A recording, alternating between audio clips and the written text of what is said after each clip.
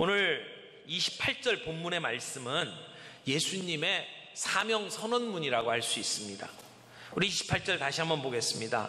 인자가 온 것은 섬김을 받으려 함이 아니라 도리어 섬기려 하고 자기 목숨을 많은 사람의 대속물로 주려 함이니라. 아멘.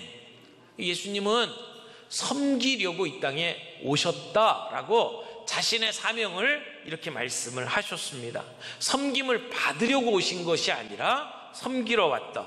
예수님은 인생을 살다 보니까 이 세상이 너무 어그러지고, 그리고 예수님을 대적하는 사람들 때문에 이렇게 치이고 저렇게 치여서 어쩔 수 없이 십자가를 진 분이 아닙니다. 그분은 십자가에 죽기 위해서 오신 분입니다. 그분의 인생의 걸음걸음은 골고다를 향한 걸음이었습니다. 그분은 죽기 위해서, 섬기기 위해서 이 땅에 오셨고 그 사명을 이루신 분입니다.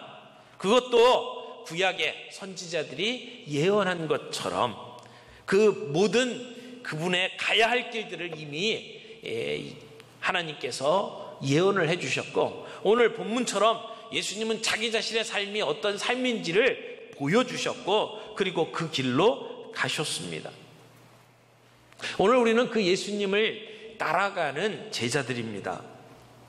좋은 제자는 스승과 함께 합니다. 좋은 제자는 스승의 뒤를 쫓아갑니다. 우리가 배울 때에는 목표가 있지 않습니까? 피아노를 배우면 피아노를 잘 치는 선생님을 우리가 따라가고 싶어서, 또 성악을 잘하는 분이 있으면 그분 밑에 가서 나도 저분처럼 노래를 잘 부르고 싶어서. 오늘 우리는 예수님을 쫓아가는 사람들입니다. 왜요? 예수님처럼 위대한 생애를 살고 싶어서. 여러분, 식사를 하는데 옆에서 시중 드는 사람은 높은 사람입니까? 낮은 사람입니까? 대부분은 낮은 사람이 합니다. 다른 사람을 섬기는 일은 대부분 계급이 낮거나 또 돈을 벌기 위해서 하는 사람들이 하는 것이죠. 그런데 우리 주님은 이렇게 섬기는 자, 식사 시간에 시중 드는 자가 그런 세상 사람들이 보는 의미로 쓰여지는 것이 아님을 이야기를 합니다. 세상 사람들은 어쩔 수 없이 생계를 유지하기 위해서 섬기는 섬김이지만, 예수님의 섬김은 자원해서 섬기는 겁니다. 낮아서, 계급이 낮아서 하는 것이 아니라 높음에도 불구하고 내려와서 하는 섬김입니다. 그러므로 그 섬김은 수치스러운 일이 아닙니다. 의미 있는 겁니다. 가치 있는 일입니다. 여기에 섬김의 개념이 바뀌는 겁니다. 이것이 혁명입니다. 오늘 우리 그리스도인들의 섬김은 낮아서 어쩔 수 없이 굽신거리는 것이 아니라, 그렇게 안 해도 됨에도 불구하고 우리가 스스로 낮아지고 섬기는 것을 이야기하는 겁니다. 거기에 의미가 있고 그것이 하나님 나라의 특성이고 그리스도인들의 삶의 표지라고 하는 것입니다. 그래서 예수님이 가르쳐 주신 그 이후에 예수님의 제자들은 자기 자신을 종이라고 밝혔습니다. 교회의 지도자들을 종이라고 이야기를 했습니다.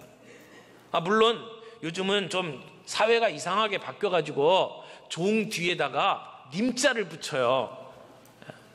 그래갖고 교회에 어떤 목사님들 오시면 이게 주님의 종님이라고 이야기를 해요. 여러분, 종에는 님자를 붙이는 게 아닙니다. 다른 걸 붙이죠. 종님이 어디에 있습니까? 종이면 종이지. 근데 우리는 종님으로 떠받드는 이상한 일들을 합니다. 사도 바울은요, 자기 자신을 그리스도의 종이라고 이야기를 합니다. 종의 의미가 바뀐 겁니다.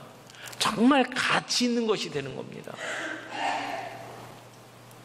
어떻게 우리가 종으로 섬길 수 있습니까? 내가 스스로 낮아져서 종으로 섬기는 건 불가능한 이야기입니다. 그렇게 하고 싶은 사람이 어디에 있습니까? 그런데 주님의 사랑을 받으면, 그 은혜가 무엇인지를 깨달으면 우리는 예수님처럼 살아갈 수 있습니다. 예수님이 내가 섬김을 받으러 온 것이 아니라 섬기러 왔다라고 말씀하신 것이 우리들의 가슴 속에 무슨 의미인지로 살아오기 시작을 합니다. 그러면 우리도 예수님처럼 섬기는 삶으로 바뀔 수 있다는 겁니다. 하나님의 사랑을 받았고 그 은혜를 누리면 우리는 섬길 수 있습니다. 오늘 그 은혜 아니면 나 설 수 없다고 찬양하지 않았습니까? 종종 우리는 섬기면서도 섬김 그 자체를 수단으로 바꾸는 경우들이 있습니다. 섬기면 섬겨야 되는데 그렇게 함으로 말미암아 다른 사람들에게 인정받기를 원하고 더 높은 자리로 올라가려고 하는 수단으로 사용한다는 것입니다. 그러나 우리에게 필요한 것은 내려가는 삶입니다. 섬기는 삶입니다. 정말 은혜를 받았다면 섬기게 되어 있어요. 여러분, 그 아름다운 영화 배우 중에 오드리 헵번이라고 하는 분 기억하시죠? 그분은요, 세계 2차 대전 때 고아였습니다. 굶주리고 그래서 길거리에서 굶어 죽을 지경에 있었던 소녀였습니다. 근데 길거리에서 쓰러져 죽어가고 있을 때에 어떤 사람이 그 소녀를 발견을 하고 살려냈습니다. 그리고 그 후에 국제 아동 보호 단체인 유니세프에서 그분에게 빵을 제공해서 그걸 먹고 살아났습니다. 그러니까 오드리 헵번은 늘 마음속에 이 유니세프를 자기의 생명의 은인이라고 생각을 했습니다. 자기를 살린 기관이잖아요. 그래서 평생 유니세프와 함께 살면서 굶주린 수많은 아이들을 돌보면서 살았습니다. 그래서 이렇게 늘 이야기를 했답니다. 절망의 늪에서 나를 구해준 분들을 위해서 이제는 내가 봉사할 차례입니다. 자기를 건져준 것이 너무나도 감사하기 때문에 그 은혜를 갚기 위해서 내가 봉사합니다. 그래서 그는 유명한 배우였음에도 불구하고 그의 많은 시간을 섬기는 일에 썼습니다. 여러분, 이것이 우리 그리스도인들이 가져야 될 섬김의 동기라고 생각을 합니다. 내가 받았기 때문에, 내가 은혜를 받았기 때문에, 그 주신 은혜가 너무나도 감사해서 우리는 섬기는 자리에 갈 수가 있다는 것이죠. 두 번째로 말씀을 드리고 싶은 것이 이 섬김은 십자가 신앙의 핵심입니다. 여러분, 우리가 예수 믿는다라고 하는 것은 예수님을 닮는 거잖아요. 예수님이 어떤 분입니까? 하나님과 동등하신 분이었습니다. 하나님의 본체셨습니다. 근데 그 하늘의 모든 특권을 버리고 이 땅에 내려오셔서 종의 형체를 취하셨습니다. 그러므로 종됨, 섬김은 예수님의 본성입니다. 억지로 하신 게 아닙니다. 그 속에서 우러나와 하시는 일들이었습니다. 예수님은 그래서 우리들에게 모범을 보이셨습니다. 제자들의 발을 씻겨주셨습니다. 선생이 제자들의 발을 씻겨주신 겁니다. 마지막에는 자신의 목숨을 대속물로 우리에게 주셨습니다. 십자가에 돌아가셨습니다. 그러므로 예수님의 섬김이 가장 아름답게 드러난 곳이 십자가입니다. 섬김의 극치는 십자가입니다. 그러므로 오늘 우리가 신앙생활하는 것은 바로 이 십자가 신앙에 기초한 거잖아요. 오늘 우리들이 살아가는 삶의 기초는 십자가이어야 합니다. 그 십자가를 통해서 우리에게 보여주신 희생, 섬김을 따라가는 것이 우리 그리스도인의 삶이 아닙니까? 28절에 인자가 온 것은 섬김을 받으려 함이 아니요 도리어 섬기려 하고 자기 목숨을 많은 사람의 대속물로 주려 함이니라. 여기 28절에 한글 성경에는 번역이 안 된 말이 있습니다. 바로 맨 앞에 같은 방식으로 이와 같이라는 말이 들어있습니다. 뭐가 이와 같이냐면 26절, 27절에 주신 말씀을 이야기하는 겁니다. 누구든지 크고자 하면 섬기는 자가 되어야 되고 으뜸이 되고자 하면 너희는 종이 되어야 한다. 이와 같이 예수님이 이렇게 했다. 이렇게 설명을 주시는 거죠. 그러니까 예수님은 우리에게 섬김의 사세를 가지고 살아라, 종의 삶을 살아라 라고 말씀을 하면서 이와 같이 예수님 자신도 섬김을 받으러 온 것이 아니라 섬기러 오고 그리고 너희들을 위해서 목숨을 내어주기 위해서 오셨다고 말씀을 하는 것이죠. 예수님이 우리의 신앙생활의 모델이 되었다고 이야기를 하는 겁니다. 우리는 예수님을 따라가는 제자입니다. 제자는 스승과 같은 삶을 살아야 되잖아요. 스승은 섬기려고 오셨는데 우리는 섬김을 받기 위해서 산다면 그건 제자가 아닙니다. 종이 상전보다 높지 못하고 제자가 그 선생보다 높지 못하다고 이야기를 합니다. 그러므로 우리 주님이 그렇게 사셨다면 우리가 마땅히 그렇게 살아야 합니다. 그런데 오늘 우리 교회의 지도자들은 성공과 탐욕으로 오염되어 가고 있습니다. 오늘 많은 교회의 지도자들이 성공과 출세에 눈이 멀어서 우리 교회를 잘못된 방향으로 이끌어가고 있습니다. 저부터 시작해서 모든 목회자들이 회개해야 될 일이라고 생각을 합니다. 섬김이, 십자가의 희생이 오늘 우리 교회의 주춧돌이 되어야 되는데, 낮아져야 되는데 우리는 자꾸 높아지려고 합니다. 이기적으로 살려고 합니다. 우리 교회의 일꾼으로 세움받는 분들, 우리가 권세를 누리기 위해서 직분 받는 게 아니잖아요. 오늘 우리가 성공을 위해서 지금 직분 받는 게 아니잖아요. 섬김을 위해서 부름받았다는 사실을 우리가 다시 한번 기억할 수 있기를 바랍니다. 마지막으로 세 번째, 섬김은 종으로서 해야 될 마땅한 일입니다. 여기 계속해서 으뜸이 되고자 원한다면 종이 되어야 된다라고 말씀을 하잖아요. 여러분, 성경에서 말하고 있는 종의 태도가 어떤 것입니까? 누가복음 17장 10절에 보면 이렇게 이야기를 합니다.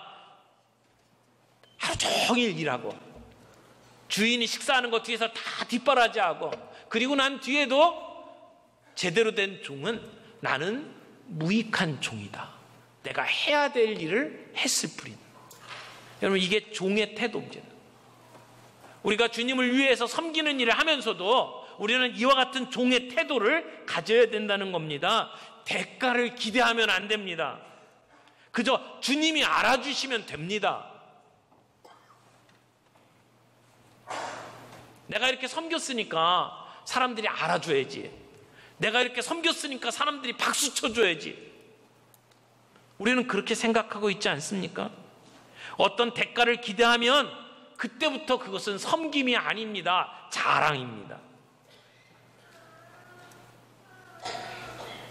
여러분, 주님이 우리에게 주신 직분은 타이틀이 아닙니다. 명예가 아닙니다.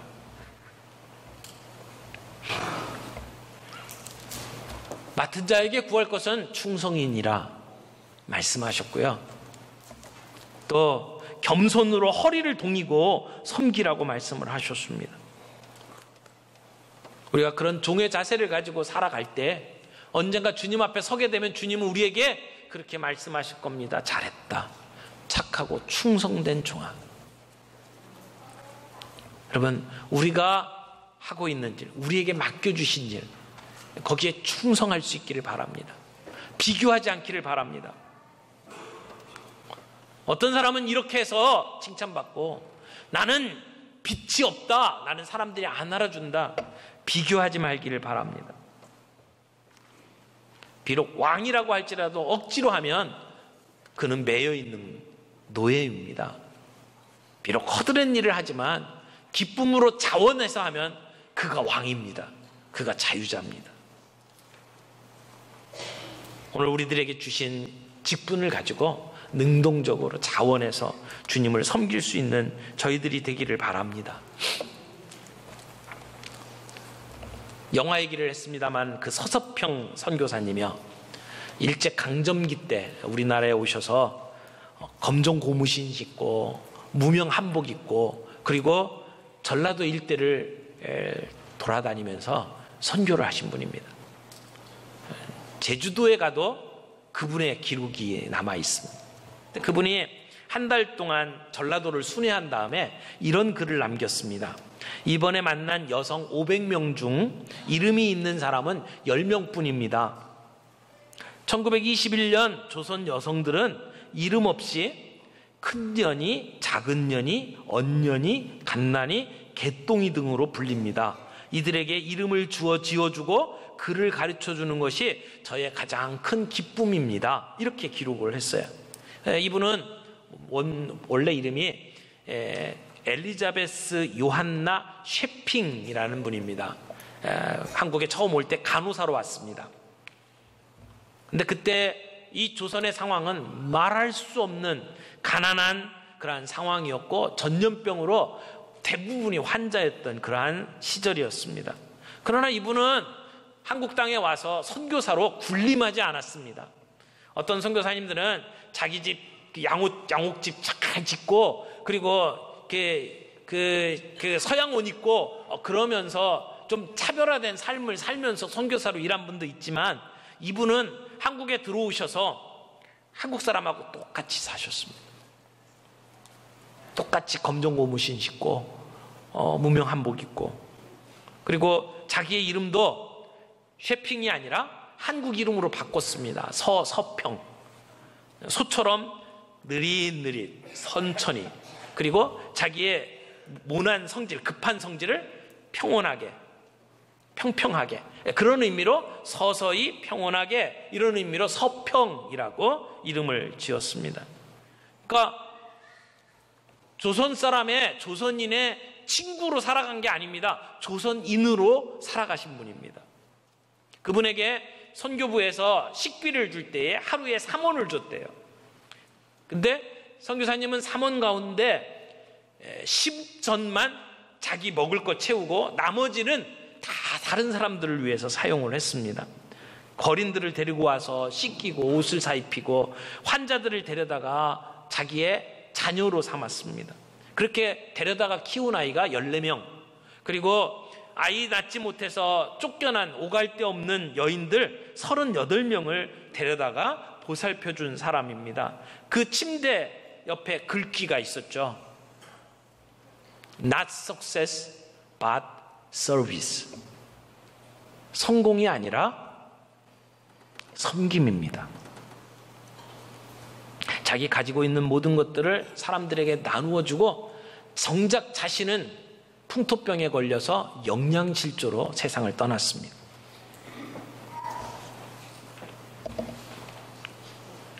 그분이 교회의 여전도회를 처음 시작하신 분이고요. 전주에 가면 한일 장신대라고 하는 대학교가 있는데 그 대학교의 전신 학교를 세운 분입니다. 여일학교라고 하는 이일학교라고 하는 학교를 세운 분이고요. 한국의 간호사들의 모임을 만들었던 간호사 협회를 만든 분입니다. 한국 땅에서 정말 많은 일을 했습니다. 그분이 세상을 떠났을 때에 전라도 광주에 처음으로 전라도 광주 지역의 사회장으로 장례를 치렀습니다. 1000여 명이 함께 모여들어서 어머니를 외치면서 그러면서 장례가 치러졌다고 이야기를 합니다. 여러분 이런 정말 위대한 삶, 아름다운 삶이 있는가 하면 여러분 모차르트 한번 생각해 보세요. 모차르트의 그 천재성은 누구나 다 알잖아요. 8살 때 왕 앞에서 연주를 했던 사람입니다. 어떤 음악이든지 한번 들으면 그걸 갖고 악보로 써내는 사람이었습니다. 유럽 전역을 돌면서 연주할 때 수많은 사람들이 환영했습니다. 교황에게 훈장도 받았습니다. 근데 이 사람이 35살에 요절했거든요. 진눈깨비가 내리는 날 모차르트가 세상을 떠났습니다. 그의 장례식에 몇 명 모였을까요? 한 명도 오지 않았습니다. 유족도 오지 않았습니다. 다만 묘지에서 무덤을 파고 묻는 인부 한 명, 그 사람이 혼자서 쓸쓸하게 그의 시신을 묻었다고 이야기를 합니다. 명성은 얻었는지 모르지만 존경을 잃어버린 사람, 도도하게 자기만을 위해서 거만하게 살아간 사람, 그를 사람들이 좋아할 리가 없습니다. 위대한 삶은 그런 게 아닙니다.